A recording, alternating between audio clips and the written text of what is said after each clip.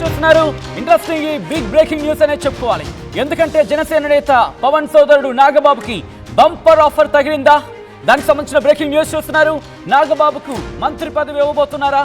ప్రస్తుతం ఈ అంశానికి సంబంధించి చర్చ జోరందుకుంటోంది. ప్రస్తుతం ఆంధ్రప్రదేశ్ కేబినెట్ లో ఒక బెర్త్ ఖాళీగా ఉంది. ఎన్నికల ముందు నుంచే కూటమిలో కీలకంగా పనిచేస్తున్నారు నాగబాబు. ఇటీవల ఎన్నికల్లో పోటీకి దూరంగా ఉన్నారు నాగబాబు. ఎమ్మెల్సీ చేసి మంత్రివర్గంలోకి తీసుకునే అవకాశం ఉందంటూ కూడా చర్చ జోరందుకుంటోంది. జనసేన నుంచి కేబినెట్ లో ఇప్పటికే పవన్ కళ్యాణ్ ఉన్నారు. కందుల దుర్గేష్, నాదెండ్ల మనోహర్ కూడా కేబినెట్ లో ఉన్న అంశానికి సంబంధించి మీరు చూస్తున్నారు. ఇంట్రెస్టింగ్. ఒకసారి తెలుగుదేశం పార్టీకి సంబంధించి తెలుగుదేశం పార్టీ జాతీయ కార్యాలయం అంటే ఒక లెటర్ హెడ్ మీద మీరు ఆ పేరు చూడొచ్చు. ఆంధ్రప్రదేశ్ నుంచి రాజ్యసభ కూటమి అభ్యర్థులుగా తెలుగుదేశం పార్టీ నుంచి శ్రీ బీదా మస్తాన్ రావు గారు, అలాగే శ్రీ సానా సతీష్ గారు, భారతీయ జనతా పార్టీ నుంచి శ్రీ ఆర్ కృష్ణయ్య గారిని ప్రకటిస్తున్నాం అంటూనే జనసేన ప్రధాన కార్యదర్శి శ్రీ కొణిదెల నాగబాబు గారిని రాష్ట్ర మంత్రివర్గంలోకి తీసుకునేందుకు నిర్ణయించడమైనది అంటూ కూడా నారా చంద్రబాబు నాయుడు ముఖ్యమంత్రి తెలుగుదేశం పార్టీ అధ్యక్షులు అంటూ కూడా ఆ లెటర్ హెడ్ మీద మీరు చూస్తున్నారు. 9/12/2024 ప్రస్తుతం ఆర్టీవీ స్క్రీన్ మీద ఎక్స్క్లూజివ్ గా మీరు చూస్తున్నారు. దానికి సంబంధించిన బిగ్ బ్రేకింగ్ న్యూస్ అనే చెప్పుకోవాలి. ఆర్టీవీ ఎక్స్క్లూజివ్ బ్రేకింగ్ మీరు చూస్తున్నారు. ఆంధ్రప్రదేశ్కి సంబంధించి ఇటు తెలుగుదేశం పార్టీ మీరు చూడొచ్చు, ఇటు రాజ్యసభ అభ్యర్థులకు సంబంధించి పేర్లతో పాటు జనసేన ప్రధాన కార్యదర్శి శ్రీ కొణిదెల నాగబాబు గారిని రాష్ట్ర మంత్రివర్గంలోకి తీసుకునేందుకు నిర్ణయించడమైందంటూ కూడా ఆ లెటర్ హెడ్ మీద ఆ పేరు ప్రస్తుతం మరి ముఖ్యంగా రాష్ట్రానికి సంబంధించి ఆంధ్రప్రదేశ్ రాష్ట్రానికి సంబంధించి ఇంట్రెస్టింగ్ బిగ్ బ్రేకింగ్ అనే చెప్పుకోవాలి. మా ప్రతినిధి కృష్ణమోహన్ అప్డేట్స్ అందించేందుకు ఫోన్ లైన్లో సిద్ధంగా ఉన్నారు. కృష్ణమోహన్, ఇంట్రెస్టింగ్ డెవలప్మెంట్ అలాగే బిగ్ బ్రేకింగ్ న్యూస్ కూడా ఎటువంటి అంశాలను పరిగణలోకి తీసుకుంది? ఇంట్రెస్టింగ్, ఎందుకు ఇంత బిగ్ బ్రేకింగ్, ఇన్ఫాక్ట్ ఇంత సెన్సేషనల్ డెసిషన్ తీసుకుందని చెప్పుకోవాలి కూటమి? డెఫినెట్ గా సచిన్, బేసిక్ గా నాగబాబు విషయంలో మనం మొదటి నుంచి చూస్తున్నాం. నాగబాబు విషయంలో రాజ్యసభ సీటు ఇవ్వాలనేది పవన్ కళ్యాణ్ చాలా గట్టిగా పట్టుబట్టిన పరిస్థితి. పవన్ కళ్యాణ్ ఇందాక కూడా మనం సానా సతీష్ విషయంలో పవన్ కళ్యాణ్ కొంత అడ్డుకునే ప్రయత్నం చేసినప్పటికీ కూడా పవన్ కళ్యాణ్ చాలా క్లియర్ గా ఢిల్లీలోకి వెళ్లి లాబీ నడిపించిన పరిస్థితి. ఢిల్లీలో ఆయన క్లియర్ గా నాగబాబు ఎటువంటి పరిస్థితుల్లో రాజ్యసభ సీటు ఇవ్వాలి అనేది ఆయన పట్టుపట్టిన నేపథ్యం. కానీ అక్కడ ఈక్వేషన్స్ లో పవన్ కళ్యాణ్ నేరుగా చంద్రబాబు ఇంటికి వచ్చి దాదాపుగా 2 గంటల పాటు ఇదే అంశం మీద చర్చించిన నేపథ్యంలో చంద్రబాబు కావచ్చు, లేకపోతే నారా లోకేష్ కావచ్చు, ఇద్దరు కూడా సానా సతీష్ చేసిన సేవలు, సానా సతీష్ చేసిన త్యాగం, పార్టీ కోసం అంటే ఎంపీ సీట్ కూడా ఆయన త్యాగం చేశారు. గతంలో పార్టీ బ్యాక్ ఎండ్ లో ఆయన చేసిన ఇష్యూస్ కావచ్చు, ఆయన చేసిన పార్టీకి అందించిన సేవలు కావచ్చు, వీటన్నిటిని గుర్తు పెట్టుకుని అది ఆ రోజు పవన్ కళ్యాణ్కి సున్నితంగానే చెప్పిన పరిస్థితి. అయితే నాగబాబు సంగతి ఏంటి అని సిచ్యువేషన్ జరిగినప్పుడు నాగబాబుకి ఖచ్చితంగా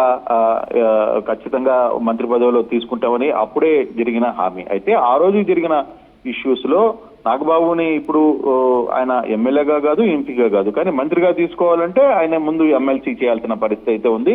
ఇప్పుడు ఖాళీ అవుతున్న ఎమ్మెల్సీలు ఇప్పటికే 3 ఎమ్మెల్సీలు వైసీపీ ఎమ్మెల్సీలు ఖాళీ చేయించారు. కాబట్టి వాటి ద్వారా ఎమ్మెల్సీ పదవి ఇచ్చి మంత్రి పదవిని చేస్తారు. ముందు మంత్రిగా ప్రమాణ స్వీకారం చేయించినా ఎమ్మెల్సీ కావడానికి కొంత టైం ఉంటుంది. కాబట్టి ఎమ్మెల్సీని తీసుకునే పరిస్థితి కూడా ఉంటుంది. అయితే ఇక్కడ జరిగిన చాలా కీలకమైన అంశం ఏంటంటే నాగబాబు వ్యవహారంలో పవన్ కళ్యాణ్ చాలా గట్టిగా పట్టుబట్టిన పరిస్థితి అయితే కనబడుతుంది. ఈ వ్యవహారంలో చాలా వరకు లోతుగా వ్యవహరించారు. ఈ వ్యవహారంలో పవన్ కళ్యాణ్ చాలా వరకు సీరియస్ గానే వ్యవహారం మీద పట్టుబట్టిన పరిస్థితి అయితే ఉంది. నాగబాబుకు ఖచ్చితంగా ఏదో ఒక పదవి ఇవ్వాలి అనేది. ఎందుకంటే నాగబాబుకు 2 అనకాపల్లి సీటును త్యాగం చేశారు ఆయన, at the same time MP సీటును త్యాగం చేశారు. తర్వాత 2-3 స్థానాల నుంచి నాగబాబుని అనుకున్నప్పటికీ కూడా ఆ రోజున్న పార్టీలో ఉన్న కూటమిలో ఉన్న ఈక్వేషన్స్, ఆ రోజున్న కొంత ఇబ్బందులు, సీట్ల వ్యవహారంలో జరిగిన ఇబ్బందుల వల్ల నాగబాబును సీట్లు చేయడానికి అంటే ఆయనకి అకామిడేషన్ చేయడానికి వీలు కుదరలేదు.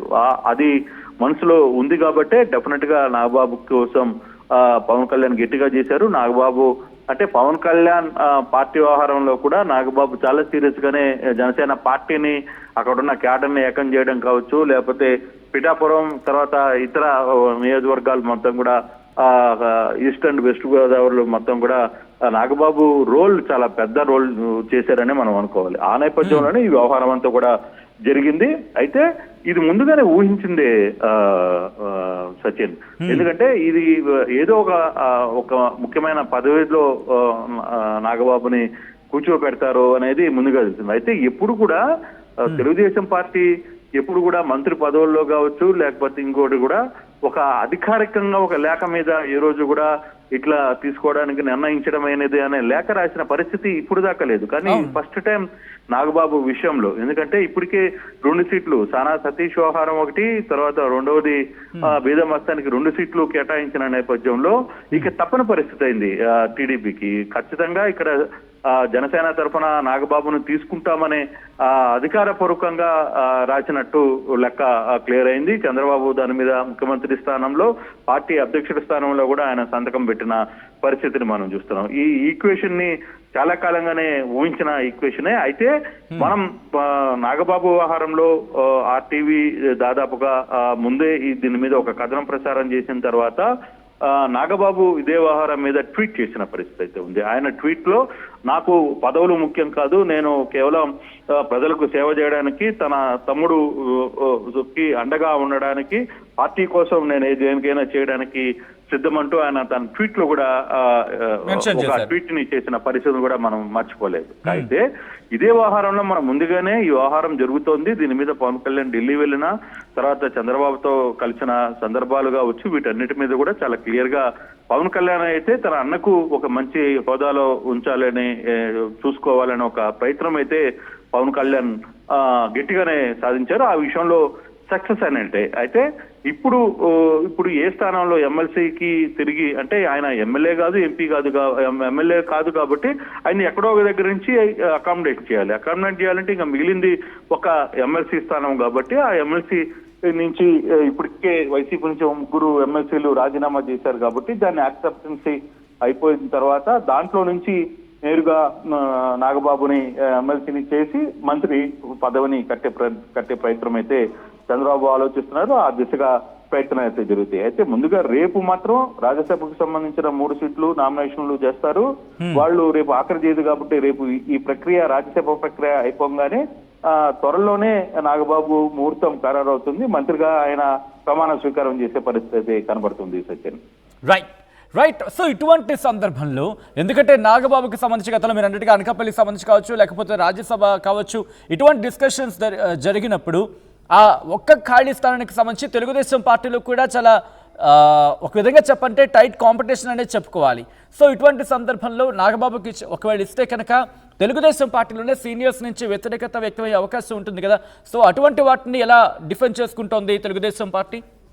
అంటే బేసిక్ గా ఒక చర్చ అయితే జరిగింది. వాస్తవంగా మీరు చెప్పింది 100% కరెక్ట్. ఎందుకంటే చాలా మంది బోండా ఉమా కావచ్చు, అశోక్ దేవినేని కావచ్చు, ఇలా చాలా మంది దేవినేని ఉమా కావచ్చు, చాలా మంది తమ పదవులకి ఈసారి త్యాగం చేసిన పరిస్థితి అయితే ఉంది. చాలా మంది మాజీ మంత్రులు కూడా సీట్ల వ్యవహారంలో త్యాగం చేసిన పరిస్థితి మనం చూస్తున్నాం. అయితే ఇక్కడ వ్యవహారంలో డెఫినెట్ గా టీడీపీ నుంచి కొంత అంటే బయటికి వ్యతిరేకత లేకపోయినా ఒక్క స్థానం మీద కన్నేసిన వాళ్ళు చాలా మంది ఉన్నారు. దేవినేని ఉమా అలాగే కన్నేస్తున్నారు. స్థానికంగా ఉన్న కొంతమంది మాకు ఆ ఒక్క స్థానంలో ఖచ్చితంగా మాకు కూడా మంత్రులు వస్తాయి, మంత్రి పదవి వస్తాయని ఊహించారు. కానీ ఆ ఊహల్ని పవన్ కళ్యాణ్ దెబ్బతో అన్ని పటాపంచలయ్యి అనేది చెప్పాలి. ఆయన డిప్యూటీ సీఎం గా కొనసాగుతున్నారు. అందులో ఆయన రాజ్యసభ సీటుకే కోరారు. కానీ ఇక్కడ అట్ ద సేమ్ టైం జనసేనలో కూడా ఆశావాహులు ఉన్నారు. కేవలం ఇక్కడే కాదు, జనసేనలో ఆశావాహులు ఉన్నారు. బీజేపీలో మంత్రి పదవులు కోరుకుంటున్న వ్యక్తులు కొంతమంది కనపడుతున్నారు. అట్ ద సేమ్ టైం తెలుగుదేశంలో కూడా ఆశావాహులు పార్టీ కోసం, అంటే వాళ్ళు అనుకునేది ఏంటి, మాకు ఎమ్మెల్సీ ఇచ్చిన తర్వాత మంత్రిగా చేస్తారు అనే ఊహల్లో చాలా మంది నేతలు, టీడీపీకి సంబంధించిన సీనియర్ నేతలందరూ కూడా ఉన్నప్పటికీ వాళ్ళ ఆశలు అయితే చాలా చెదిరైనాయి. అందుకే తెలుగుదేశం పార్టీ చాలా తెలివిగానే ఈ రోజే ముందుగానే ఈ టైంలో వాళ్ళు లేఖ మీదనే అఫీషియల్ గా రాయడంతో ఎవరైతే ఆశావాహాలు ఉన్నారో వాళ్ళందరూ ఆశల మీద నీళ్లు జల్లిన పరిస్థితి అయితే స్పష్టంగా కనపడుతుంది. చాలా క్లియర్ గానే పార్టీ ముందుగానే ఒక డెసిషన్ తీసేసుకుంది. అందుకే చంద్రబాబు ఈ రోజు హైదరాబాద్ లోనే యాక్చువల్ గా షెడ్యూల్ ప్రకారం అయితే ఆయన ఈ రోజు విజయవాడ రావాలి, ఉదయం నుంచి ఉదయాన్నే రావాల్సిన పరిస్థితి ఉన్నప్పుడు కూడా దాన్ని ఆయన పోస్ట్ పోన్ చేసుకుని పూర్తిగా కూడా హైదరాబాద్ లోనే ఉండే ఈ కార్యక్రమాన్ని అంటూ కూడా పూర్తి చేశారనేది చెప్పాలి. ఇక మంత్రి పదవులు ఇప్పుడు లేవు కాబట్టి బహుశా ఇప్పుడున్న దాంట్లో కొందరు మంత్రి పదవులకి ఉన్న సమయంలో నాకు తెలుసున్న మనకు అందుతున్న సమాచారంలో కొంతమందిని తొలగించే పరిస్థితి కనబడుతుంది. మంత్రులు వ్యవహార శైలి, మంత్రుల పనితీరు సరిగ్గా లేదు అనే వస్తున్న వార్తల్లో కూడా కొంతమందికి రామ్ చెప్పే పరిస్థితి అయితే కనబడుతుంది. అప్పుడు కొంతమందిని సీనియర్ ని తీసుకుంటారా ఏంటి అనే అంచనా కూడా చూడాల్సిన పరిస్థితి చాలా స్పష్టంగా కనబడుతుంది. రైట్ కృష్ణమోహన్.